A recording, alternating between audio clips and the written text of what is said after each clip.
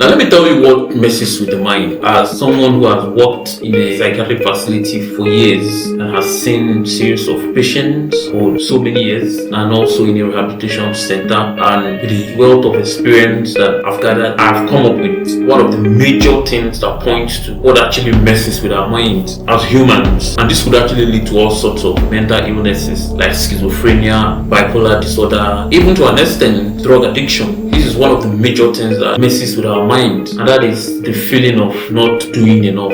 Each and every one of us have this feeling that we're not up to standard, we're not doing well as every other person. So we compare ourselves with our peers, our friends, and people around us, and then compare ourselves and look at other people and say, where are we supposed to be now? Where are others at this point, at this age? What are we supposed to have achieved? Most of the time, this feeling could actually lead to serious health and mental health implications, which is one of the major things I want to talk to you about today.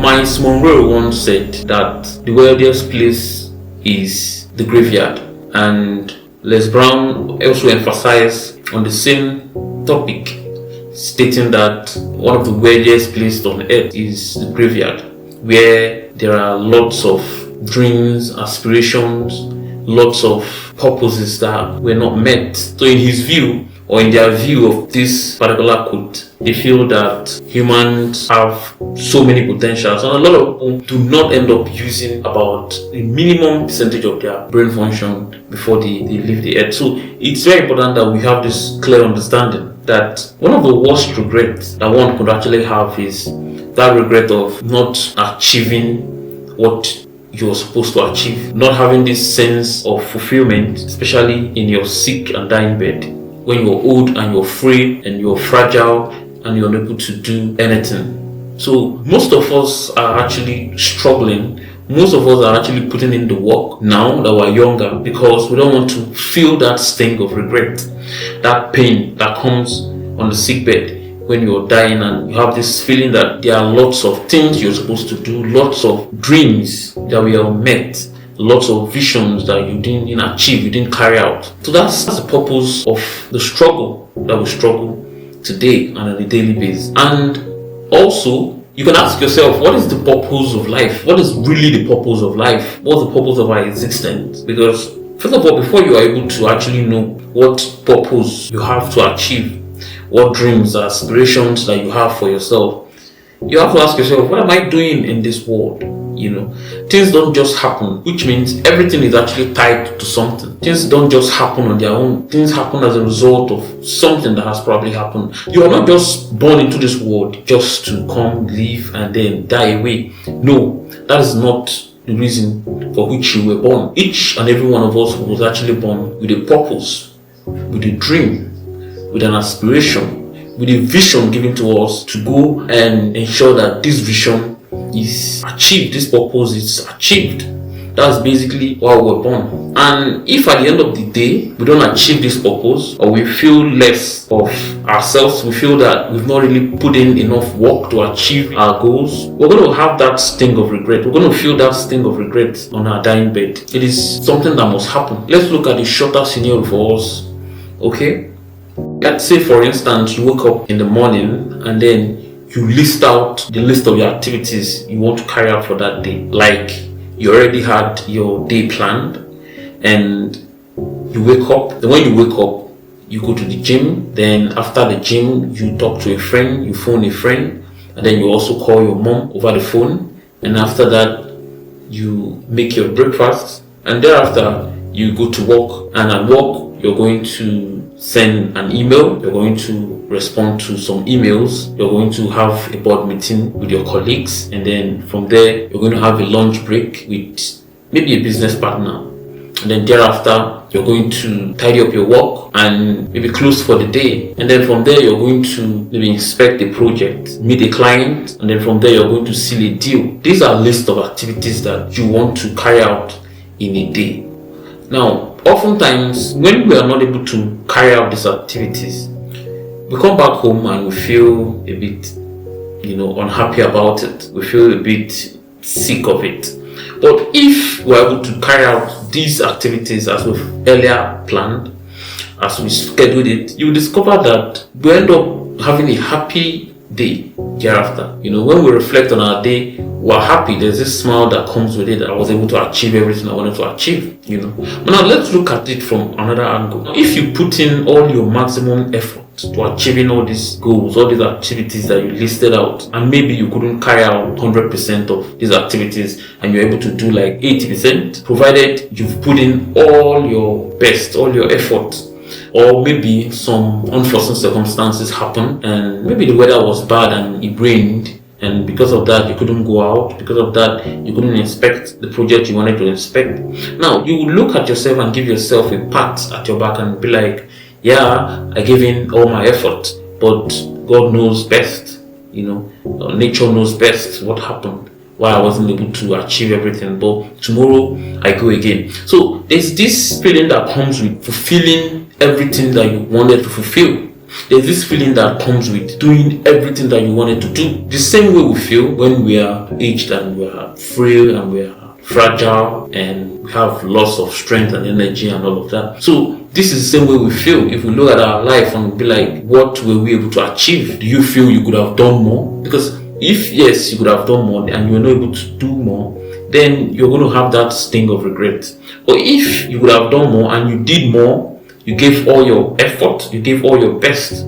If you wanted to achieve like 100%, and then at the end of the whole process, you achieved about 80% or 85%, that's a pass mark. So you're going to give yourself that encouragement that yes, I did my best, I tried my best, I put in all my effort and I was able to achieve this. Maybe God knows why I wasn't able to kill it all, why I wasn't able to achieve everything. So it is very important that we have this understanding that whatever thing you do, at the end of the whole process, there's always this feeling, there's always this analysis that comes at the end of the day.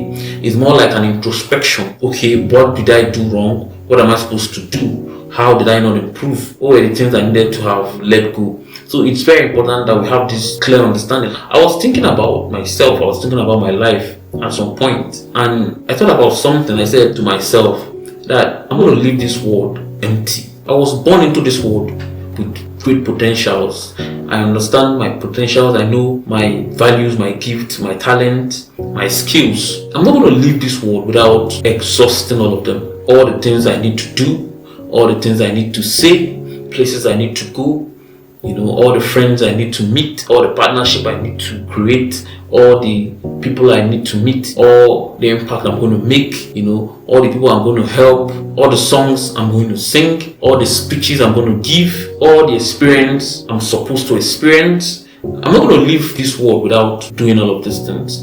I'm going to exhaust myself. I'm going to leave this world as an empty person. Everything I need to do, I will exhaust them before I bow out. Now this is the conviction I gave myself, and I've told myself that all the things I need to do, all the money I need to make, all the connections I need to have, all the establishment I need to create, all the companies I need to create, I'm going to create them, and I will leave this world empty. This is the conviction I gave myself, and that is the same conviction I expect you to also give to yourself, because this gives you that feeling that you have to do more, you have to push yourself further, you have to continue, because there's always this feeling that you have great potentials. Each of us have this, it's not, I wouldn't say it's delusion, but it's something like that, because we have this feeling about a big image about ourselves, even though sometimes there's this small voice that comes and then wants to make you doubt yourself, but at the end of the day, we are convinced that we are actually bigger than where we are. Now, check yourself for instance. I am sure that the state of your account balance now does not reflect the level of your intelligence.